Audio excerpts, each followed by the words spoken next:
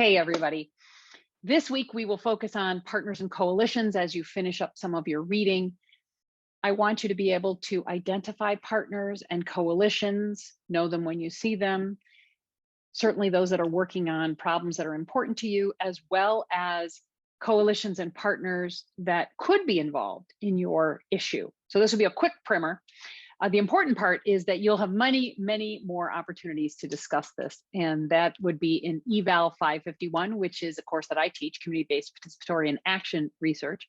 That's required of all people in the master's program here. But also, there are two elective courses that I hope you'll think about. One is EVAL 651 and the other is EVAL 650. They are both dealing with coalitions and partnerships. Think diagnosing the life cycle of a partnership, or identifying interventions that could help engage the partnership more fully. So hopefully we will be able to move forward a little bit here and just wet your whistle about these issues. So coalitions about your wicked problem and ways to think about them. So you might have seen this cartoon. It's a political cartoon. First thing we need to realize, of course, for those of you who don't know, the little dude is Trump on the right, and the elephant is symbolizing the Republican Party. The scene, the setup is like a Frankenstein, Mary Shelley's Dr. Frankenstein. So the first thing we need to realize is that coalitions or groups of people are essentially come together to work on anything. They also have subgroups and individuals that have a variety of viewpoints, even within that coalition. Their agendas do not always match up on every single point. So now here in this particular cartoon, the coalition is forced.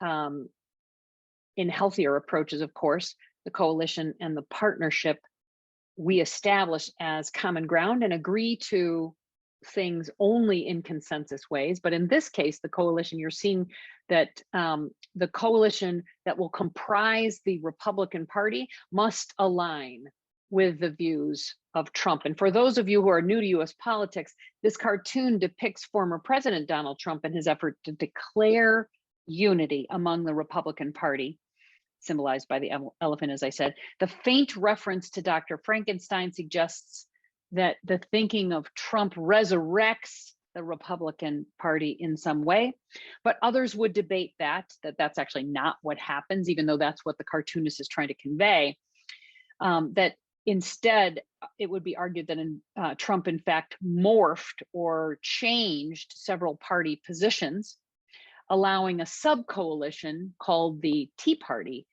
to have a more central voice in the Republican Party. All right, so some terms and definitions always helpful. And actors, as you might think, are individuals involved in an issue area. Partners to the wicked problem could be anybody. So think about partners to the wicked problem of, say, substance use disorder. Now they could be vast. Think about the political cartoon now. Not everyone has an agreement about many things. There may not be complete unity on all issues. Some partners in a coalition around substance use disorder might be interested in treatment, and they might be treatment providers who support the effort generally to reduce substance use disorder, but they also have a business interest. That's important to realize when you think about coalition members, the cost benefit of being part of the coalition. Other partners, for example, might be individuals or groups of people who are in the harm reduction space. So would everybody agree all the time? Not necessarily. And that's an important take-home message about coalitions.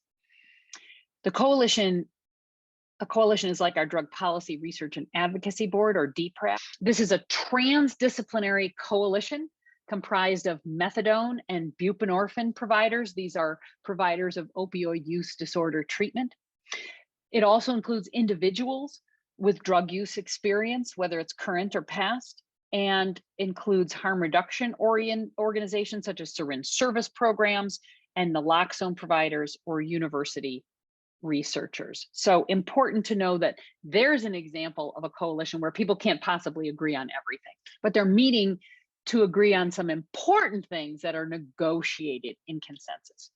Now, an advocacy coalition is one that can be formal, like AARP. And for those of you who don't know AARP, that's the American Association of Retired Persons, though they've now branded away from that name and you're just AARP. Or some informal coalition like around reproductive justice in the United States.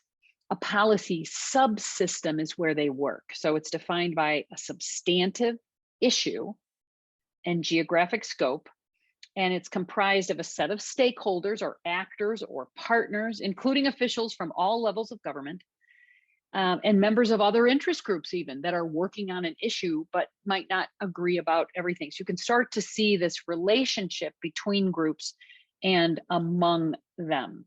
So while you are going to focus on your wicked problem, you'll focus on all types of these things: actors, coalitions, advocacy coalitions, because you are focused on research for social change. So you might actually be focusing more on advocacy coalition or getting coalitions ready for the advocacy process, because you're going to be focused on structural change due to the nature of wicked problems and how you are involving them. So advocacy coalitions, they continuously seek allies because a broader base is most effective. Even those who disagree could be advocacy coalition allies. Think about an example. If you were working in HIV in the early 2000s, as I was, and I was working on the continent of Africa at the time, we observed an advocacy coalition form between two disparate groups: the young Christian evangelicals, so people in their 20s, and the solidified, institutionalized HIV advocates throughout not only the US, but Africa as well. And that was, for the US, primarily LGBTQI plus people. So you could see where there might be some disagreement given the agendas of both groups over time. And what was important here is that this coalition developed and allowed the George W. Bush administration to advance several policy initiatives that they would never have been able to advance without such a coalition. So that's important to realize. Advocacy coalitions share resources. What do I mean by that? It's information, it's capacity, it's even trading these kinds of things. We support your issue, you support ours, etc. Finally, you want to develop complementary strategies. So each partner in the coalition would do a very specific thing. So for example, in our coalitions in Indiana and Arizona to decriminalize syringe access and assure that this structural public health intervention is operating and funded and legal, we had coalitions where people were from disparate viewpoints, but came together on this issue. We also had differences in roles. So for example, I was an academic. My role was to be the information geek. I brought the evidence. We together created the evidence, but they needed that authority of the university to be able to move forward in the policy process. Members of the AIDS community, for example, were part of the coalition. They added their public health perspectives as to why these things are important. The harm reduction community could focus then on the impact of blood-borne illnesses and skin and soft tissue damage, as well as just the ethics of equality. Why would you not be concerned about our health when you're concerned about everybody else's health? So there's a really important role for folks in the coalition. It's not always the same. So even in advocacy coalitions, partners do not always see eye to eye, as I've said, and the key is to achieve agreement or consensus on the important things. So maybe right now it's time for you to think about your wicked problem and those actors or coalitions or groups of people that are in and around the problem.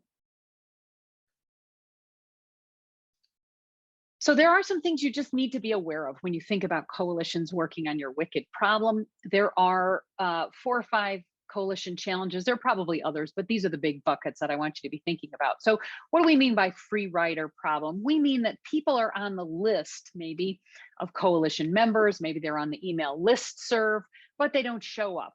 You don't see them. They don't contribute. They're not active.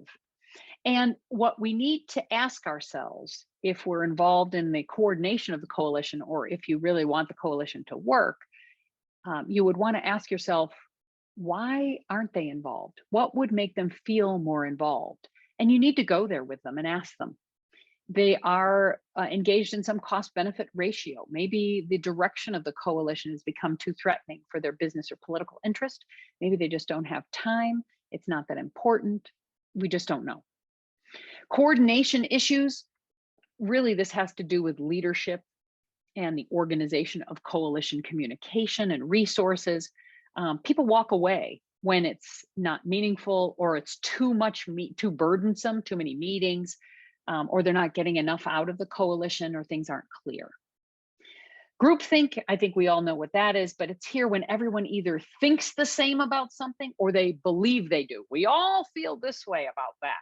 You want to avoid those kinds of statements, because really in complex, wicked problems, you might agree on certain things and not others. And you don't have to agree on everything to take incremental steps forward. And I will tell you, my friends, that is how policy change occurs. It's never broad. It is incremental. And you'll have to find peace about that when you're trying to make structural change. You ask yourself, would I rather a half a loaf of bread or no bread? Or is it a full loaf or nothing? And this is what you have to think about. In terms of conflict and distrust, you'll see a cartoon in just a little bit from me, which is a common issue. Members of the coalition may not like each other, smaller groups brought forward. So think about interfaces even at some point using an ecological framework and the power differentials between partners working on the same issue, not just enemies, but power differentials or histories of distrust or trauma among members. Major internal conflict or coalition change, if you will, major change within the coalition about the direction, about the goals, etc., is very difficult to change. Usually it is changed by outside or exogenous factors. So for example, using the syringe access example, we had a chance to decide in the policy process in Arizona a few years back whether we would accept a half a loaf. And what I mean by that is we were arguing that the effective syringe access decriminalization laws did not require a one-to-one exchange, where me as a person wanting them, if I wanted to come in for a bag of syringes, I didn't have to exchange the same number of syringes as I was getting. That's a one-to-one exchange. It makes it very difficult when you think about the reality of exchanges, which are distribution of syringes often happens in secondary markets. So many times people are providing sterile equipment for friends and family who can't get there. And so if they had to then collect everything and bring it back, it's just not the solution. And it's not the solution for safety either, or discarded syringes. There are other solutions that could in fact address that. So major change in this case, the group had to decide, were we going to change our position and go for a one-to-one, or were we going to back away? And that year they decided no loaf was better than half a loaf. And so the next year was the year that we actually got the policy through, and it was not a one-to-one exchange. So you take a risk when you do this. So this is my example of how trust is not always the case in a coalition. You can put together a coalition, but members will have history, they will have hurt each other, they will have caused problems that affect the other coalitions, whether they are aware of it or not. And you have to manage through that. You cannot heal per se, but it is absolutely a reality. And it's nothing to fix. You just have to be aware of these issues.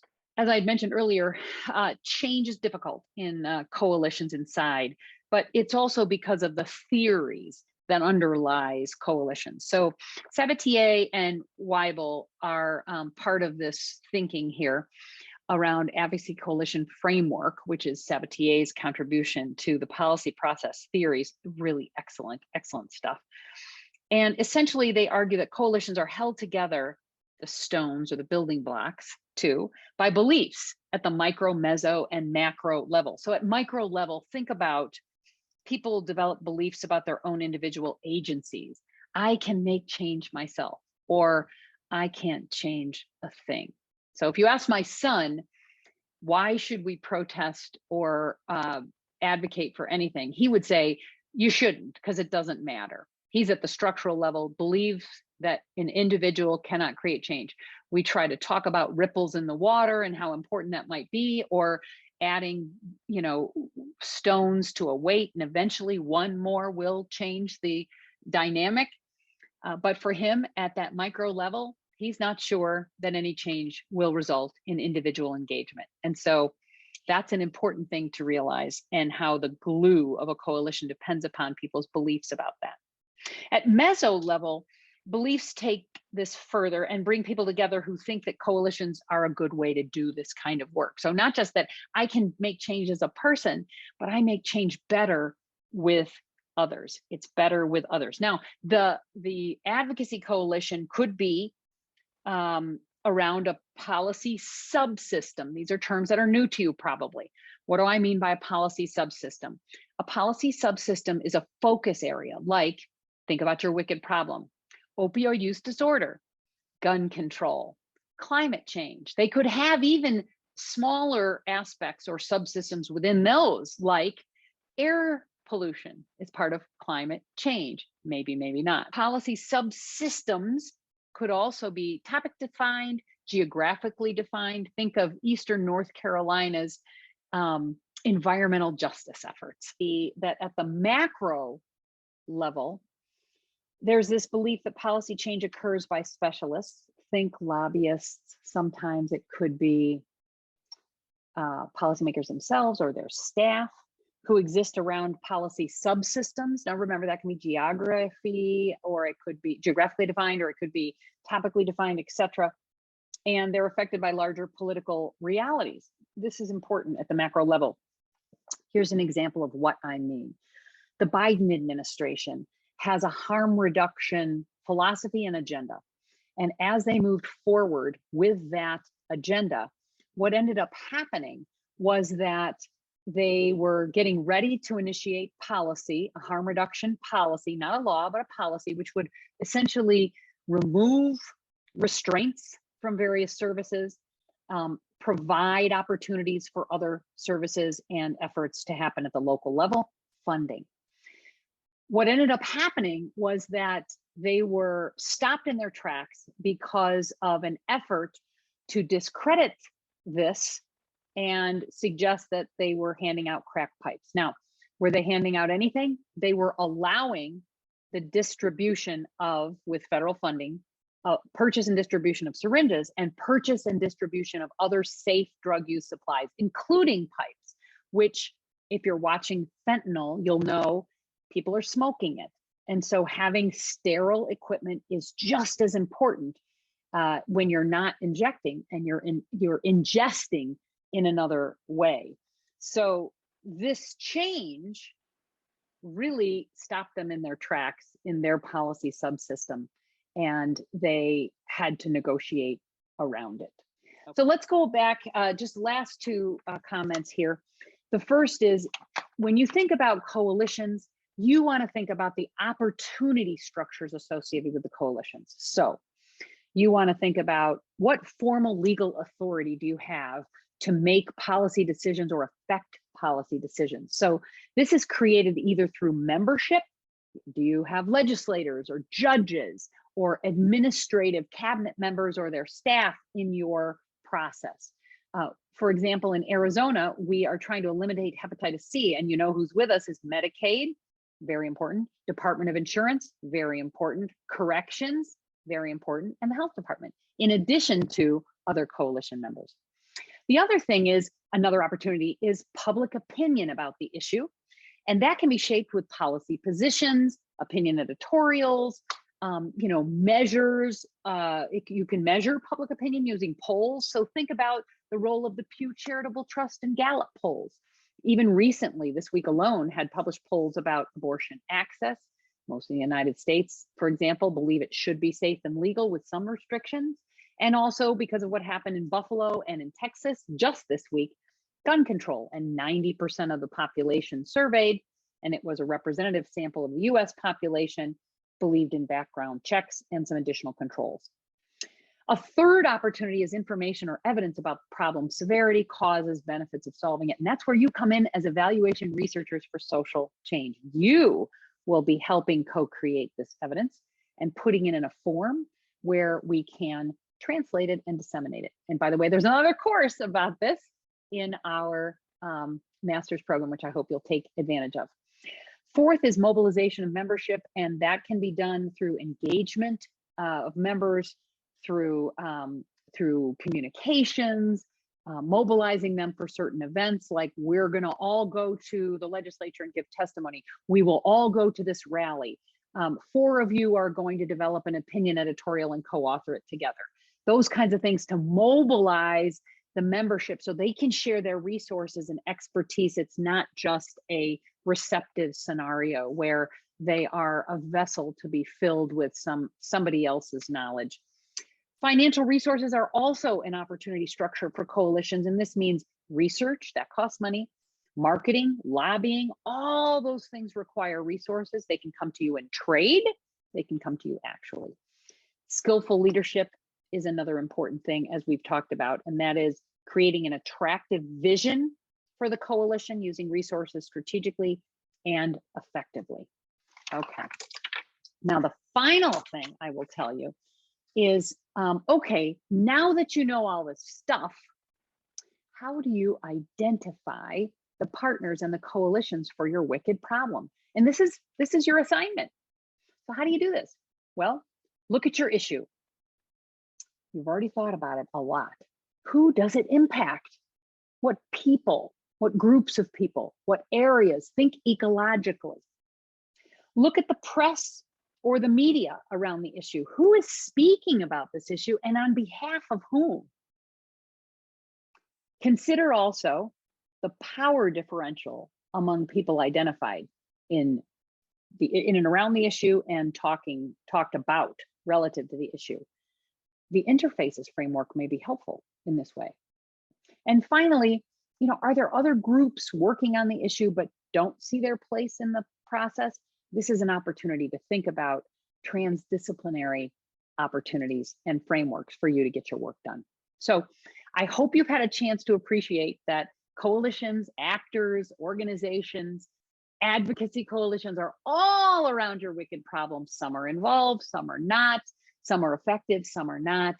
And you can think about those coalitions and partners as you think about your issue. And that's important because the advancement of your issue is requiring collective engagement and collective action. We don't do this stuff by ourselves. Thank you, colleagues. I look forward to your thinking about this.